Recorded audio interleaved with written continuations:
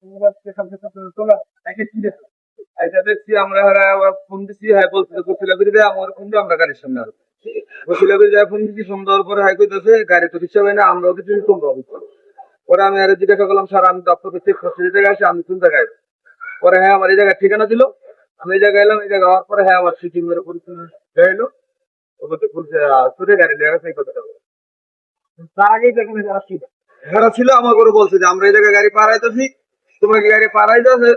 পাড়া দিতেই তো না গাড়ি নিতে, আমি সাত যেটা করুন করুন আমার কোনো সমাধান আপনার 12 মিনিট আমাদের এই জায়গায় পরে পরে আইসা রে যে ইয়া ফ্রিজের জায়গায় এখন এবং গাড়ি দিচ্ছে আমি ওই জায়গায় আটকে রাখছি। এই এরপরে আমি আর দিকে গেলাম, স্যার আপনি কোন জায়গায়? ধীরে ধীরে ভাইয়া বললো যে এই জায়গায় আছে, আমি পরে এখন বললাম আমার এই জায়গায় হয়তো একটা ভাই আমার আমরা কিন্তু আপনি কি ওই হোন্ডা ঠিক আছে কোন থেকে টাকা বলছেন যে গাড়ি পাইছে, তখন আপনারা খাবার দিতে কি আসেননি? আমরা যখন গাড়ি পাইছি তখন আমরা ছিলাম ঢাকা মেডিকেল,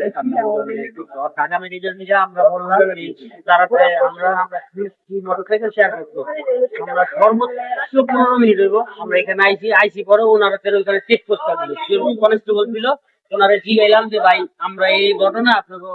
এই যে নাম্বার দেয় যে নাম্বারটা কার মৌসিম নাকি দেয়নি, পরে হাই করলে আমি দেখ থানার লোক, পরে হেরে পেলে আমরা প্রায় ওই চেক করতে 15 মিনিট দাঁড়ায় আছে, মানে হেরা করতে গাড়ি পাইতাছি না, তোমরাও খুঁজো আমরাও খুঁজো। পরে আমি বললাম যে আমার বন্ধু কইছে ওই ফোন দিয়া যে আমরা কই দিতাম আমরা তো এই জায়গায় চিনি না,